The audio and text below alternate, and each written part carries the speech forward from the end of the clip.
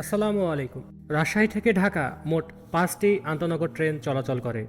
Madhumati express, Banalata express, silk city express, Padma express এবং ধূমকেতু express. Madhumati express Rajshahi ছাড়ে সকাল 6টা 40 মিনিটে।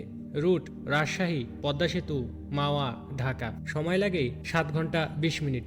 বন্ধ থাকে বৃহস্পতিবার। বনলতা এক্সপ্রেস রাজশাহী ছাড়ে সকাল 7টায়। রুট রাজশাহী, যমুনা সেতু, জয়দেবপুর, ঢাকা। সময় লাগে 4 ঘন্টা 35 মিনিট। ট্রেনটি বন্ধ থাকে শুক্রবার। সিল্ক সিটি এক্সপ্রেস রাজশাহী ছাড়ে সকাল 7টা 40 মিনিটে। রুট রাজশাহী, যমুনা সেতু, জয়দেবপুর, ঢাকা।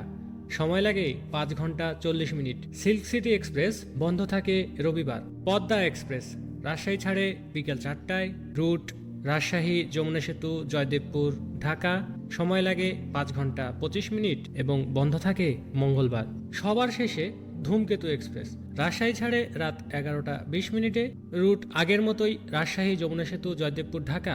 সময় লাগে 5 ঘন্টা 40 মিনিট। বন্ধ থাকে বুধবার। এই 5টি আন্তঃনগর ট্রেনে আপনারা রাজশাহী থেকে ঢাকার উদ্দেশ্যে যাত্রা করতে পারবেন। মনে রাখবেন, সবচেয়ে কম সময় লাগে বনলতা এক্সপ্রেসে, সবচেয়ে বেশি সময় লাগে মধুমতি এক্সপ্রেসে, কেননা ট্রেনটি রাজশাহী হয়ে পদ্মা সেতু হয়ে ঢাকার অভিমুখে যাত্রা করে।